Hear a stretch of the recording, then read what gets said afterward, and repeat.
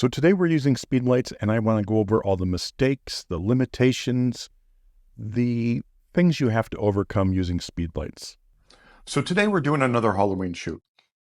So I thought I'd bring out the round softbox with Speedlights again. So I'm doing the round.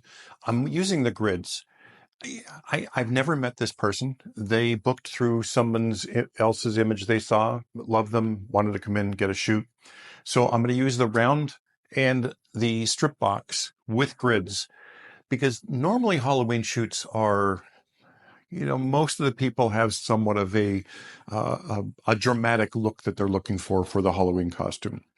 If it is a light, airy, I'm an angel kind of a thing, we'll pull these off and bring in, a full white, bright background. But if it is going to be what I think it's going to be a little bit darker, a little bit more contrasty and dramatic, and that's what we're going to shoot for. Everybody looks at my white background and like, how does it turn that color? Do you do that in post-processing? 90% of the time, no. I don't do anything with backdrops in post-processing. I can clean them up a little bit if I have a shadow or something like that, but I usually don't even do that because I like shadows. When you pull people away from that backdrop and have the light here, that backdrop's going dark because this light is not going to cover that. Same thing, like if I want to lighten up the backdrop, I'm going to put them closer to the backdrop and bring that light in. So the light's going to cover both the backdrop and the person. With a grid, you're not going to really be able to do that, because it's directing the light. Without the grid, it spreads and it'll cover them and the backdrop if they're close enough to the backdrop. It's the inverse squared law, but you don't have to go into that.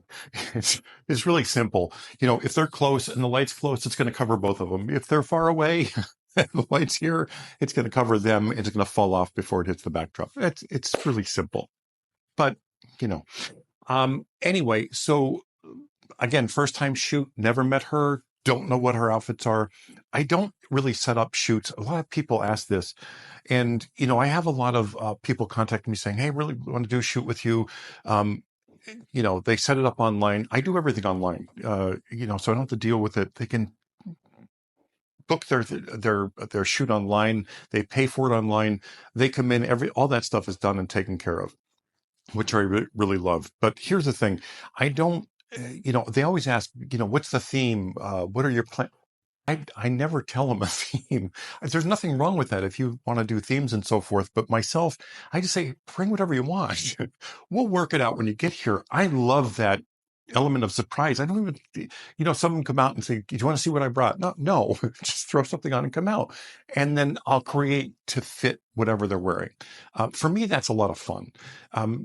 Creating themes and setting up shoots like that.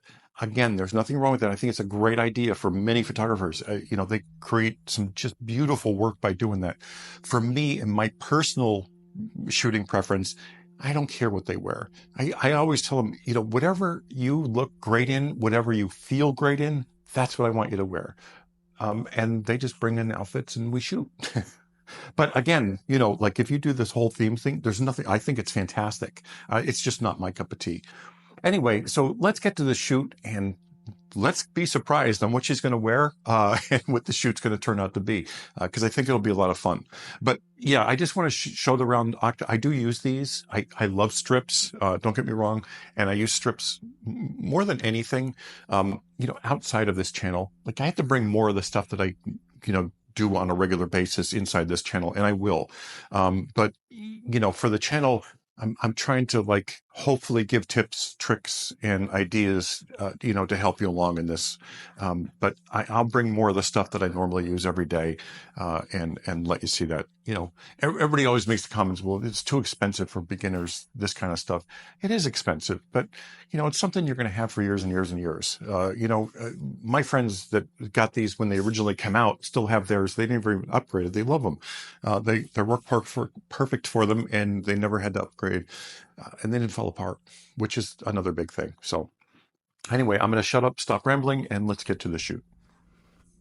Now for this shoot, I do have the shade closed, but I'm using an LED light bounced through a scrim above the head. It's probably 10 feet above. The problem is This is high-speed sync because I figured, oh, I'll just get rid of that LED with the high-speed sync, and it's just not powerful enough going through this softbox with a grid on it. It just can't happen. So I have to take the high-speed sync off. Now, this is the difference between regular and high-speed sync. This is the power that you lose.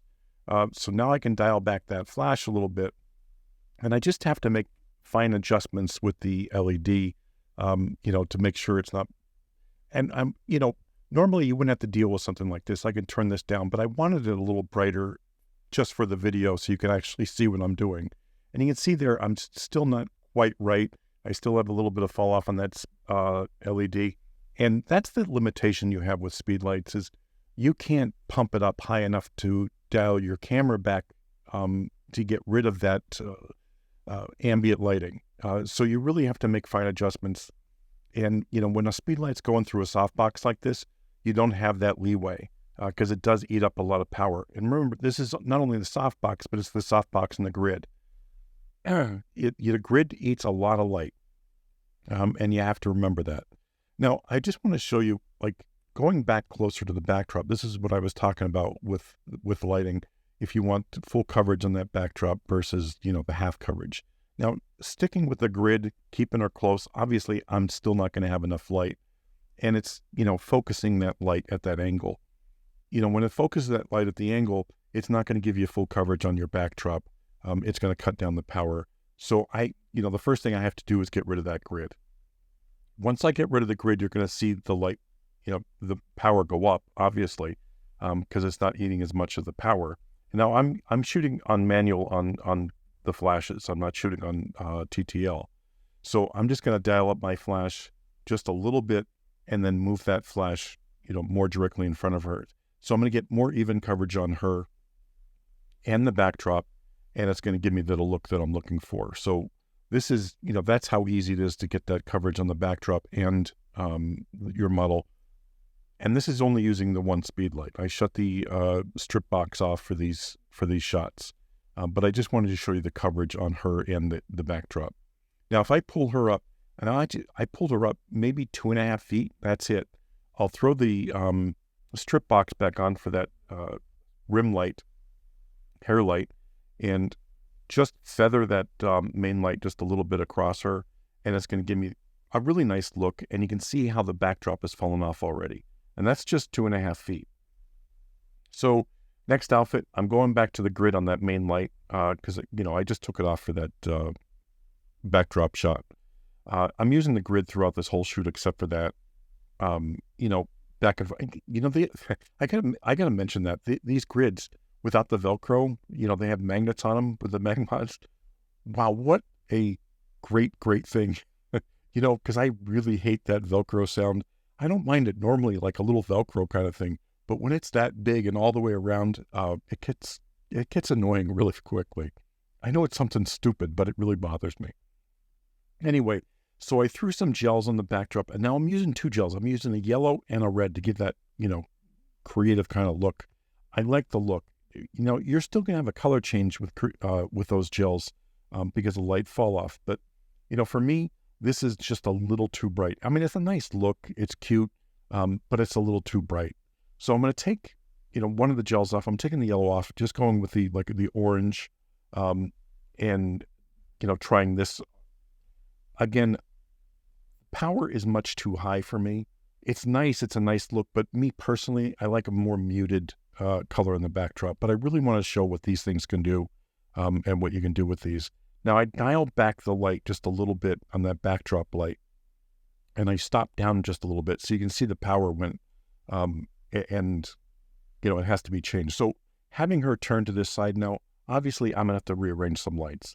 I have no hair light going on. It's not bright enough. It's going past her. Remember with the grid, it's very focused. So I'm just going to switch these lights around because she's turned to that side so I can, get good coverage on her face and, the back of her hair and so forth. And, she really wants to show off her back tattoo. She loves it. She's proud of it. So I got to adjust these lights so it covers that. Now, this first shot, obviously, it's not anywhere close. My backdrop light is too high. My face light is a little too hot, and there's no coverage on the back. these are the fine adjustments I have to make now to make all this work. So, quick move of the main light, more, just feathering just a little bit past her again. I'm going to move that grid light to hit her back, and I'm going to dial back that backdrop light, enough to just give the separation. And now I have everything in place. So you can see the back, the face is good, the backdrop light is great, and you can see the color got a little bit richer by dialing that light back a little bit. So these fine adjustments, these are the things you have to make during a shoot, and you'll get to these images like this, and have, your clients love their images. Anyway, just a couple more shots. This was our last outfit. We just did a couple, and I'm going with a white backdrop, just taking off the gels, and I'm still going to light the backdrop, but I'm going to dial it back a little bit so it's not so powerful. When you take off those gels, your light power is going to go up, so just dial it back a little bit. Now, I like this shot, but, the backdrop light should, for me, for my taste, should just be a little bit higher. Just give a little bit more light towards her head, towards her face, versus the center of her back. But it's still a nice shot. Don't get me wrong. I do like it. Now, remember, I'm still using the grid, and her hair was on that left side. It's still wrapping around and filling in nicely. And I like those little bit of shadows on the face because it, contours the face for me. Anyway, that's with the backdrop light up a little bit. I like the look. It was a great shoot. One last photo. I'm, moving that main light over just to sweep by her for the last shot. Thanks for watching as always. If you have any questions, leave them below.